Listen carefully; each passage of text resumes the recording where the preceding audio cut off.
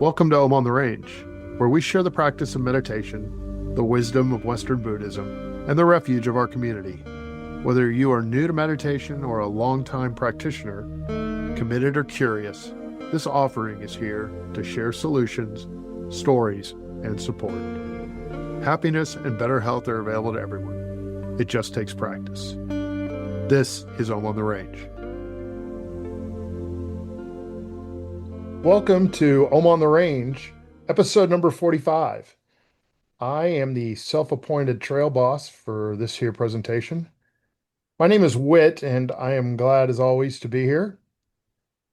Om on the Range is dedicated to sharing the raw and real side of meditation, community, and Western Buddhism. This week, Jen Reid is joining us as co-host. Welcome back, Jen. Thank you for being here. Thank you, and it's good to be with you. So before we jump too far in, I wanted to just touch on a couple of things that you're currently doing, I think is a fair way of putting it. I know that you handle the post-service discussion group. You've been doing that for over a year now. And I don't think we've ever really touched on it other than maybe mentioning that you do it, but what's that experience like? It's a wonderful experience. Every Sunday, I get to sit and discuss the Dharma talk with a wonderful group of people, and we have, maybe a dozen or so on average, sometimes fewer, sometimes more. But what I love about it, we have people who they rotate in and maybe they'll hang out with us for a few weeks or months and then they go on their way, and then other people kind of rotate in and hang out with us for a few weeks or a few months and go on their way. But then there's this core group of people, and two people that have been there since I first started. It was just the three of us. And we have a true Sangha. And it is I mean, it's a TBC, it's part of the TBC Sangha, but it's like we are our own little group, and it's very personal. It's very intimate. People talk about where their experience meets the Dharma, where the rubber meets the road, as I always like to talk about, where the rubber of their day-to-day experience rolls onto the Dharma, and like, what is that interface like? And so I had 27 years classroom experience and did a lot of discussions with my students. And I love to be able to take whatever skill level I have into this context and ask questions that people unfailingly are willing to answer. It just shocks me because we get really personal, Sure. and they are knowledgeable practice people, a lot of them, and some of them are new, the people that are rotating in, and it doesn't matter because we're all on the same path. And it is an honor, it is a joy, it is something I look forward to every Sunday. I think I've only missed 2 or 3 times, and usually it's because I'm in retreat, you know Okay. so it's just something that where we all commune together, and it's such a great way to ground the Dharma teaching for that particular Sunday into our psyches and into our bodies and beings. Because when we talk about it, it becomes more real. We can embody it more. So I'm just lucky I get to show up and say, good morning, let's talk. I mean, I used to try to think of questions in advance to, this would be a good question, that, and honestly, lately, all I've had to say is, so how did the Dharma talk land with you all this morning? And boom, for an hour, we just Right. go. And Right. because people are willing to share in such a rich and meaningful way and acknowledge each other's experience. And it's just really beautiful. It's such a good program also because, and you hit upon this, but just that opportunity to take a teaching. You show up on Sunday, whether you're there in person or online, and the Dharma talk is given, and I'm always surprised and amazed at how often it hits exactly where it's supposed to for me and for the other people in the room, and it's very rare that I have any idea what we're going to hear. But you take that and having that extra opportunity to share and to kind of work out loud with a group of people to see, like you said, where it's actually going to fall. Where would it fall today for Whit or for Jen or for whoever is part of the group? And I think that's so it's so practical, it's so pragmatic, but it's also beautiful and magical, quite frankly, because Yeah. 2 hours before you had no idea what it was going to be. And now it's like, hey, things have changed a little bit for me, in these 2 hours because of what the Mhm. teachings were and what this discussion has led. Obviously great program, and I think that's wonderful that you get to share, and the fact that you have that experience too, to you're comfortable in that role makes it so much easier for everybody else. So thanks for doing that, by the way. The other thing that Well, this may, before we can I just say one more thing? yeah, Uh, I I think I agree with you. I just want to comment on what you said, that it doesn't matter what the topic is, it's always relevant. That's the way that the Dharma is for us all who practice it. I've never shown up and thought, oh well, this talk didn't really speak to me. It always does. And right, then we are so fortunate to have uh Robert and Victor, and then all the other people who will join in and give a Dharma talk here and there. We get such rich teachings from these wonderful teachers, and so that makes great discussions possible. right, So right. I'm just really grateful for the Dharma is always relevant, and we have really great teachers who bring it to life. And it's complicated. I mean, Dharma is big, and they're Sure. able to just take a little piece of it and speak articulately about it and from the heart and from their own personal experience. And it makes it really relevant. And then the people in the post service discussion just really take the ball and run with it, if you will, and really make it real and talk about how it relates to their own experience. So, yeah, all You around, know, it's a great book. I think also my experience with the Dharma has been that uh, um, summarizing it isn't necessarily all that difficult. It's just the fact that it's applicable everywhere.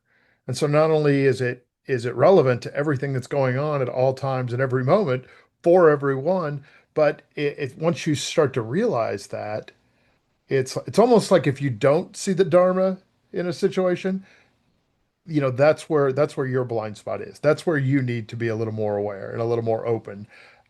Not you personally, but the I generic you. agree. I need to be more. So I think that's so interesting because, like I said, I feel like we could probably we're not going to do that this show, but we could probably craft a pretty short definition of what the Dharma is actually offering. But the applications are endless, and so it's uh it's an amazing path to be on, and so lucky that I get to that I found it and it spoke to me, and I'm sure you feel the same way. Um, Robert Brumman once said, and he's told me this before, that but for him, teaching is how he learns. Uh, Hmm. that's does is that still true for you? That certainly seems that way. Very, very true. Yeah, Maybe I'd that's never one of heard the that. reasons why I like doing the post service discussion group, is because I get so much out of it. I mean, there's just no doubt. I get so much out of it. I don't just show up and facilitate and ask questions. I'm participating. I'm seeing how it relates to my experience and what it can teach me and how it can deepen my practice, and everybody else is doing the same thing, and that there's a synergistic effect, where we all walk away richer for the experience. And well, the same thing was true when I taught high school. I taught high school social studies for 27 years, mostly U.S. history, a lot of AP U.S. history for over 20 years, and um, I learned a lot. I mean, I knew something going into it, but I learned a lot Right. from the experience. Learned about history, and learned about our culture, American culture, and learned about teaching too. So I definitely find it a learning experience. This Robert and I have talked about this. Um, he asked me, he said, "Do you want to be a teacher?" And I said, "Well," I said, "I want to show up and share what my experience is around the Dharma and listen to other people share theirs. And if that's teaching, then yes, I want to do it." And he Right. said, "That's what it is for me." He said, "But we agree that it's not something where you show up and you have some sort of like superior position and more knowledge that you're going to bestow on people who are, lesser beings or less enlightened or that sort of like power. It's not like that at all. And I Right. certainly don't mean to, I mean, I'm a I've taught one 6-week class, and Robert's got 60 years of teaching.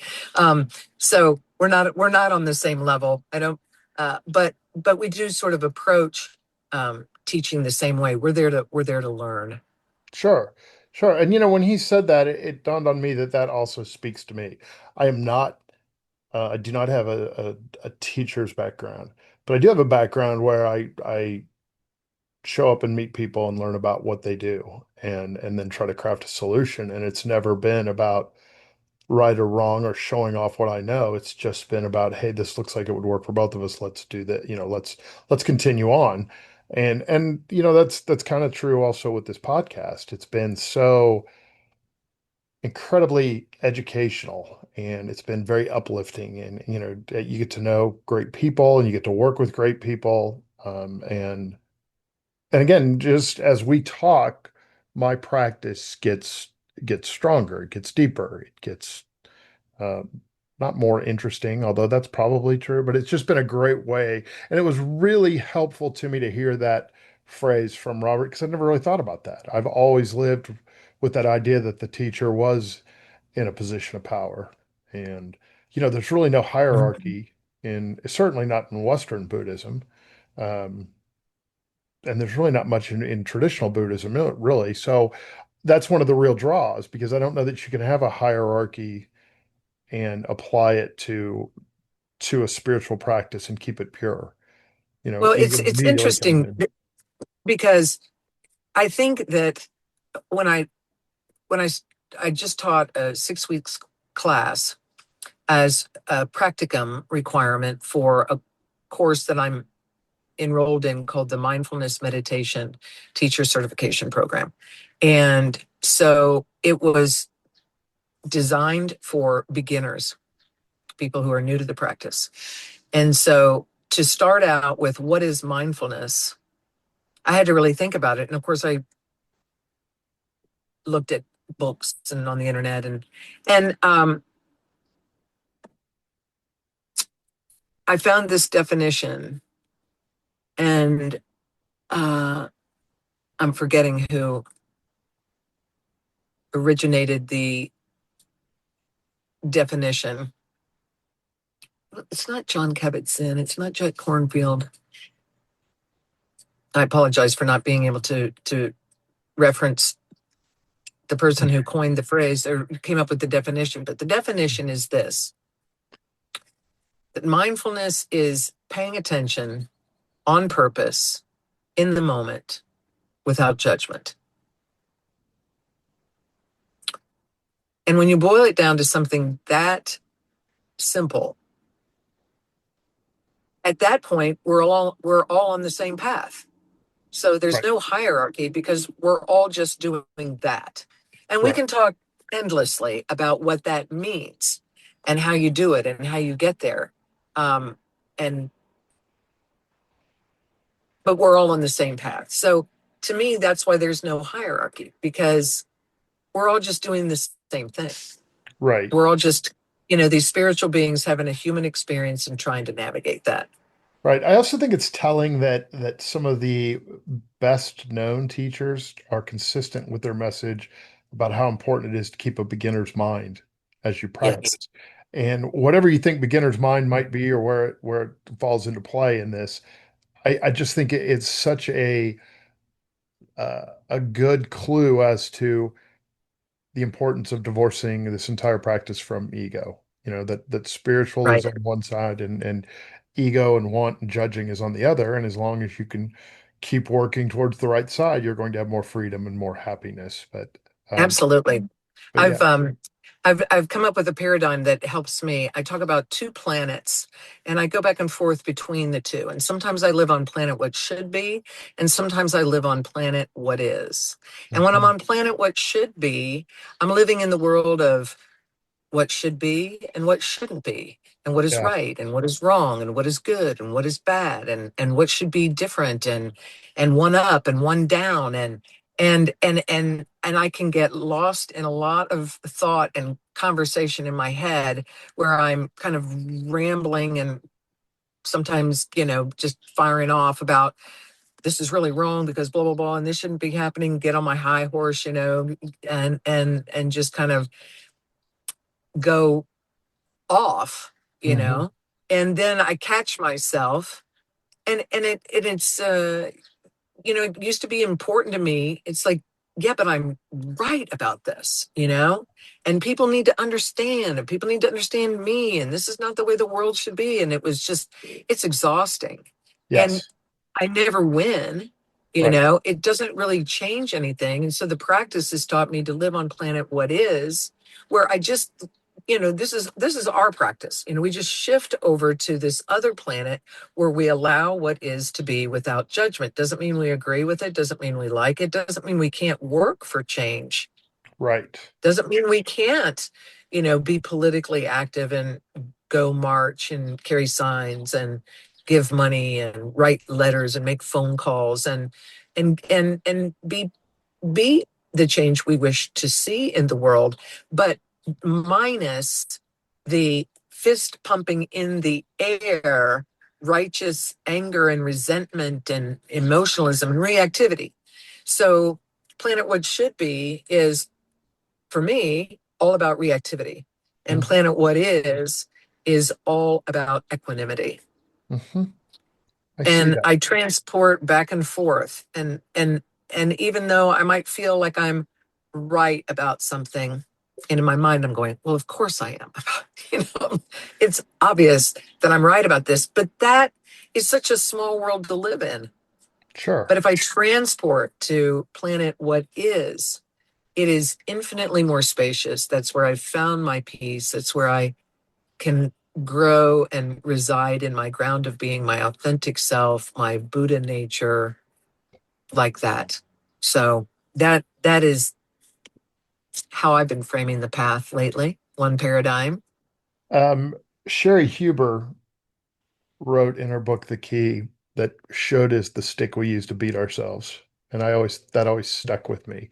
And you mentioned righteousness, and I think that is such a important differential for Western Buddhism as a spiritual practice, as opposed to some other offerings.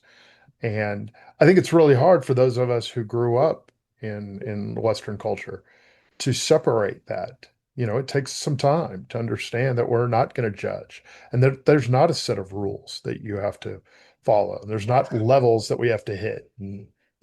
So all of those things are so freeing once you can get to the point to really understand that.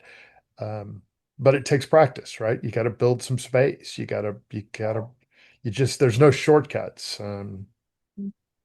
So it's a challenge, but yeah, I think that's really well said. And so let's talk a little bit about where your practice is right now and maybe how it's changed, whether that's over a few years or in the last few days. You mentioned this two planet system that you're managing. What else has changed for you? I recently gave a talk as part of my mindfulness meditation teacher certification activities. I had to give a talk. I was assigned a talk on metta. And I really feel like I have a much better understanding of what it is now.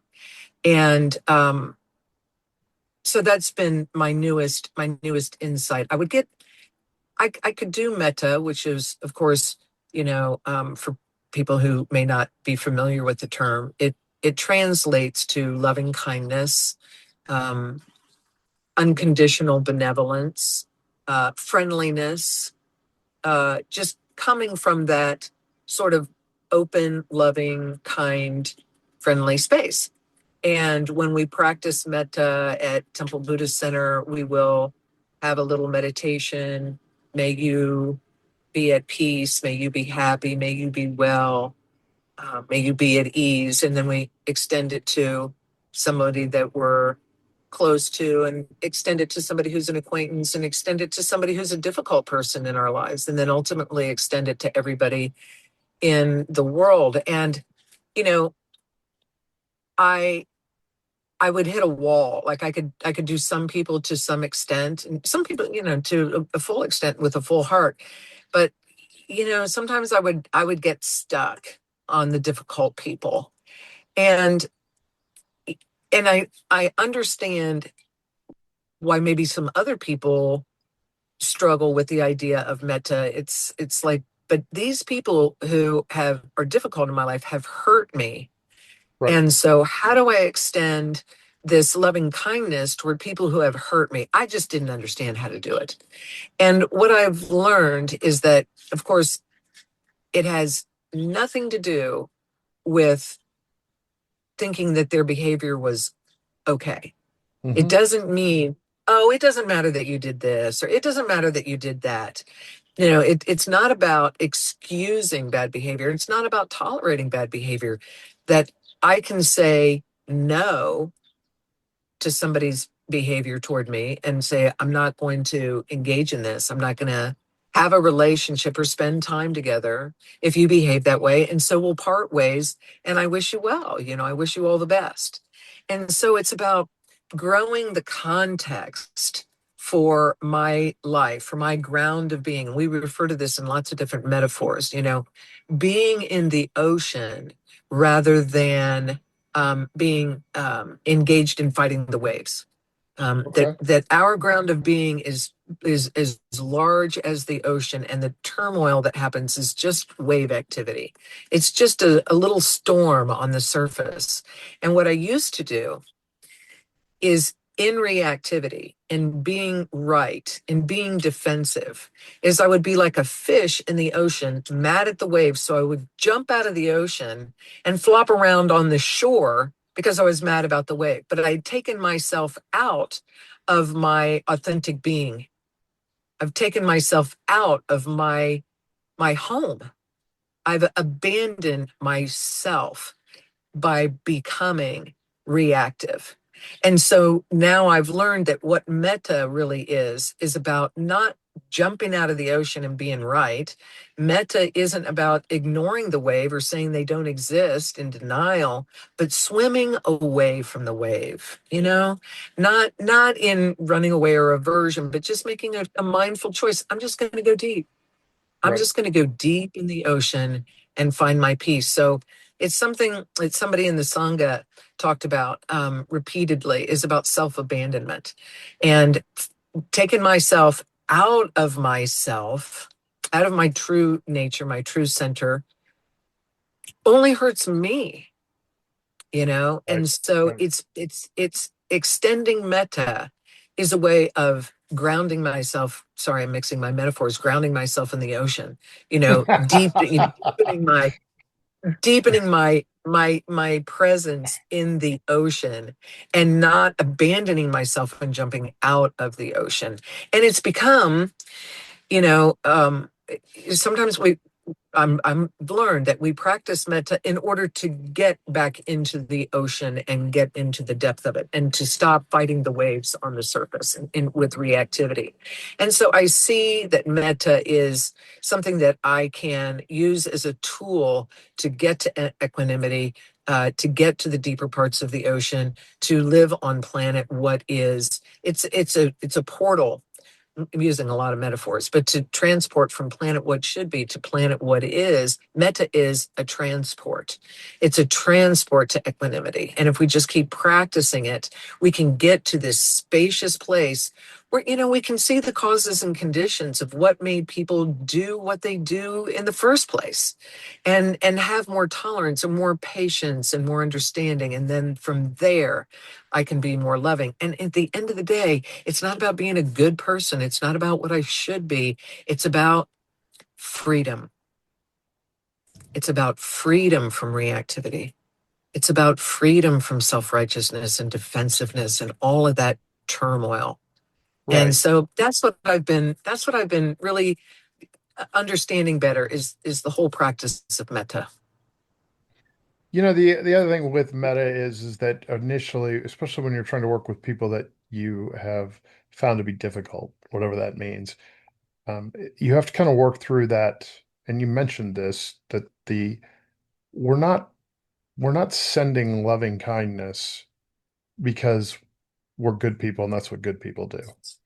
We're doing it because that's Mhm. who we are, and not only, and the reason we know that that's who we are and how we are is because it feels good to do that. It takes a while to get Right. used to it, to get, to build the process and to understand that. But as you do it, and freedom's a good word for it.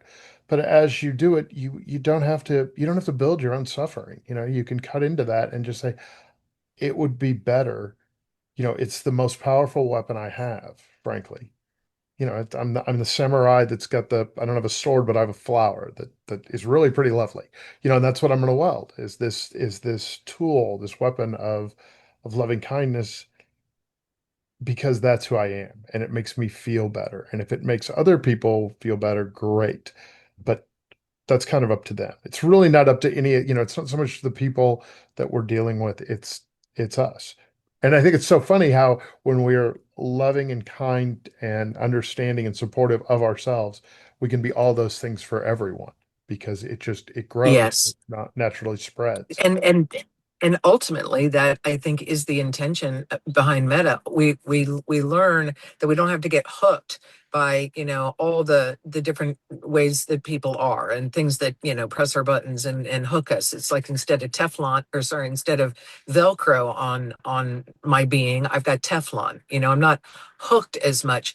And when I am in equanimity and when I am practicing loving kindness, then I am contributing to making the world a more peaceful and loving place. And so it is about the world, and it is about, you know, being helping the world be a better place, helping other people have more peaceful lives. Because, let peace begin with me.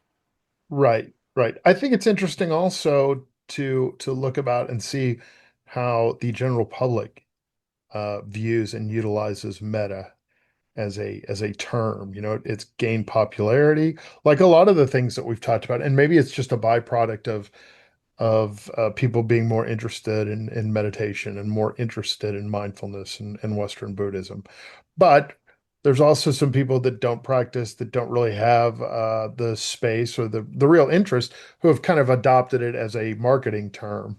And you see that with some of the larger corporations. We don't have to go into it very far, but I just think it's interesting that it's kind of a reminder that, hey, these are all very interesting theories, and the words are beautiful, and the thoughts behind them are beautiful.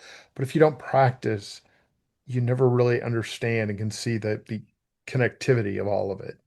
And that's where the value of just sitting and being, and having that regular, whether it's a sitting practice or a walking practice, for me, that's always allowed me to better understand these huge, simple but gigantic things that Western Buddhism and meditation offer. Um, I'm just curious, does that ever get you on the wrong planet when you see the way meta is tossed about, maybe in the media or as a marketing term? No, I haven't noticed that, to be honest. Really? Okay, then. No. Well, I this mean, will be the is part it that is we. there Meta like the Facebook parent company? But is that Yep, META? Is yep, that META? it is. And what we practice is METTA? I don't know. I've always Is it, just it assumed I that don't that I was don't what they know were that saying. it's I didn't know it was the same word. Well, I feel like we were really making some groundbreaking maneuvers, and now I'm not so sure. So, but that's pretty much I par for the course on this podcast. I'm It's like well, we might have I gotten think there. to your point though, sitting in meditation I think is crucial because for I hate to say, for people, this is how it is. I don't want to define other people's experience, but it's how the teachings literally we embody them because Right, our bodies have to understand. The body has to understand what this is about because otherwise it's just words. It's just an intellectual academic kind of exercise. right. But to truly live with an open heart and feel that openness in my body and to go through life like that versus going through life constricted and pulled in and shut down is I mean, it's just a dramatic difference, and my body knows the difference. Right, right. And I feel that as well. So I want to touch on something before we wrap this up. You used the term unshakable peace when we were talking a few days ago about this podcast. Do you want to take a crack at defining what unshakable peace means to you and how one might discover and defend such a thing? It was part of my process where I've been struggling with some family issues for over a year, and I feel like I was making progress in allowing what is to be, and the falling out of relationships, letting go of uh my the relationships as I knew them for decades and Right. decades.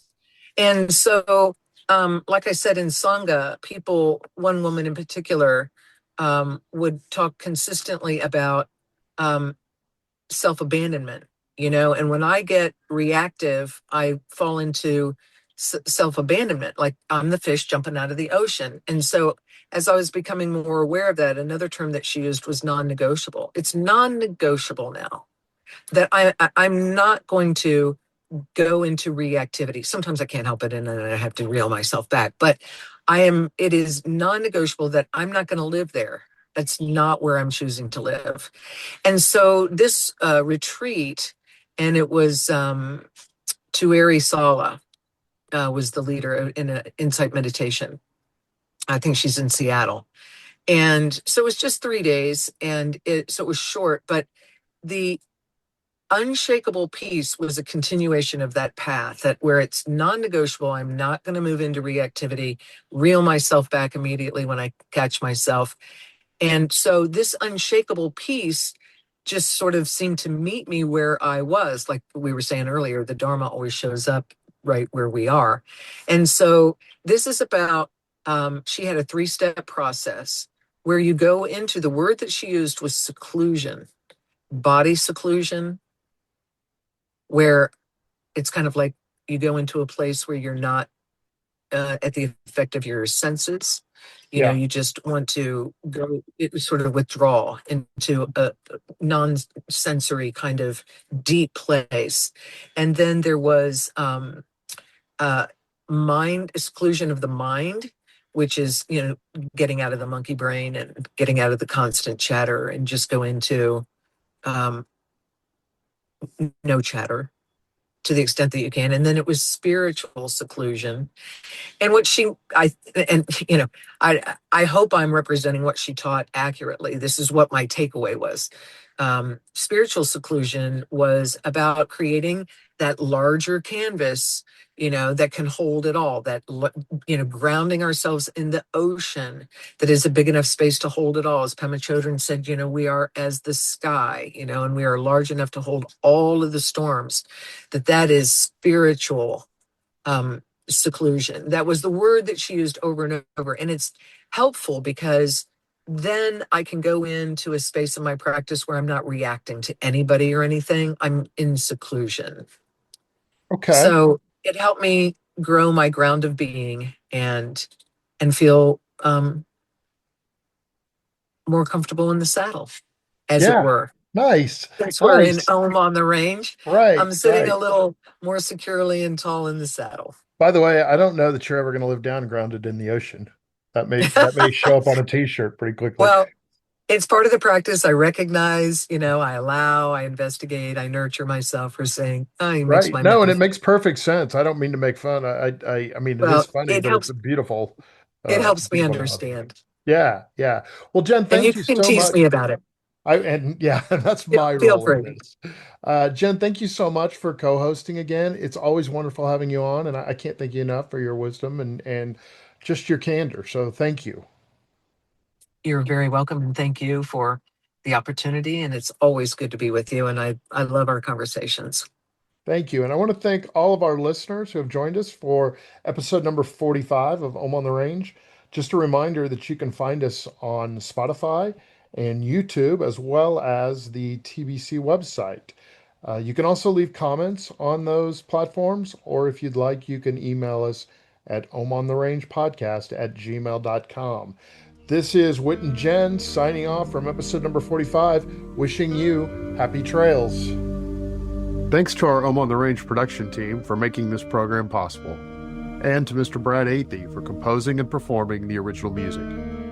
And to you, our listeners, thank you for being a part of this journey as we explore meditation, Western Buddhism, and the path towards a happier, healthier life. Remember, less suffering and more joy are available to everyone. It just takes practice. Until next time, stay grounded, stay kind, and keep finding peace in the simple, practical things. For all of us here at On the Range, happy trails.